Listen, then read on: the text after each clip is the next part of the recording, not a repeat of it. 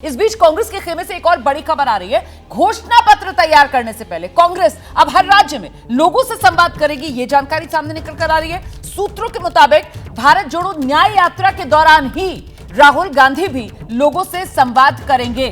जैनेंद्र का रुख कर लेते हैं और जरा जानते हैं जैनेंद्र से, ये घोषणा पत्र बनाने के लिए सीधे जनता की राय लेने की तैयारी कांग्रेस पार्टी की और इसमें भूमिका राहुल गांधी भी निभाएंगे। जैनेंद्र, बिल्कुल रोमाना घोषणा कमेटी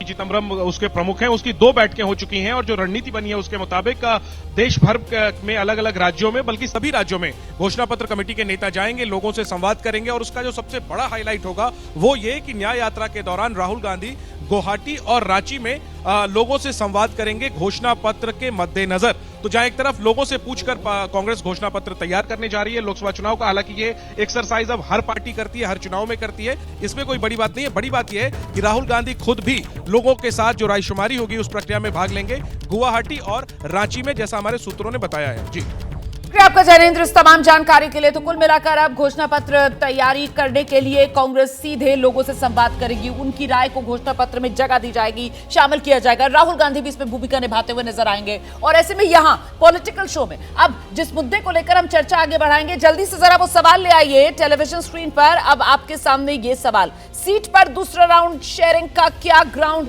ये जो सवाल था इसके लिए भी कहीं ना कहीं संवाद, जनता से लोगों की राय, सर्वे, ये फॉर्मूला आम आदमी पार्टी लेकर आ रही है। विजय जी, आम आदमी पार्टी तो हमेशा से इस तरह का एक कनेक्शन रखती है और कम से कम ये दिखाने की कोशिश करती है जो जनता कह रही है उसी के राय के साथ। आपको ध्यान हो कि विधानसभा के चुनाव हुए थे तो उन्होंने हर विधानसभा क्षेत्र के लिए भी एक अलग से घोषणा पत्र तैयार करने की बात की थी।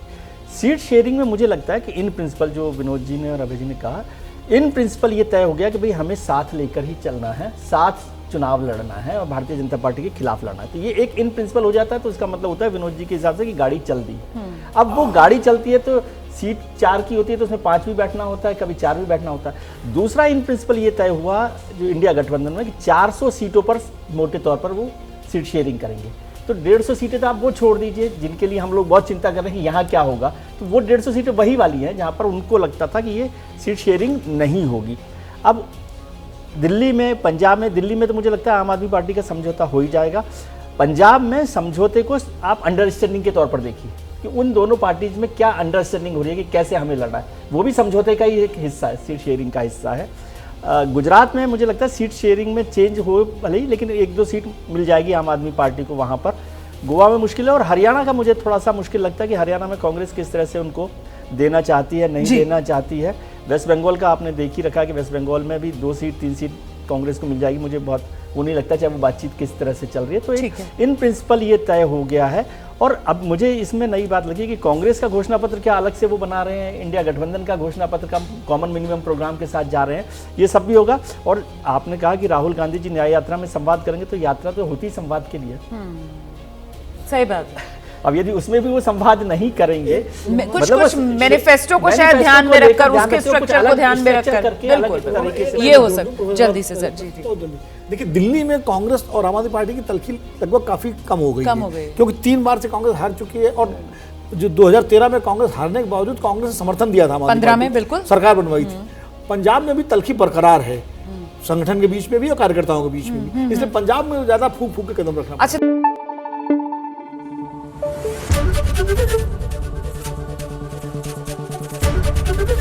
एबीपी न्यूज आपको रखे आगे।